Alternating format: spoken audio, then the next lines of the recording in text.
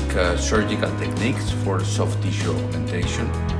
So we practice on the big jaws basically 4 interventions.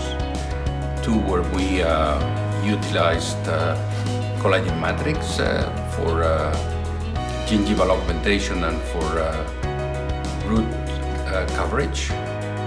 And then we practice how to harvest the connective tissue graft and how to apply the connective tissue graft for coverage of multiple recessions. So all in all, it was very comprehensive. It was not a beginner's course, it was more an advanced course, but the participants did very well. Actually, what I planned for 4 hours, they did it in 3 hours and a half. So I think that they were quite an experienced group, and I think I did enjoy it, and I think they also did.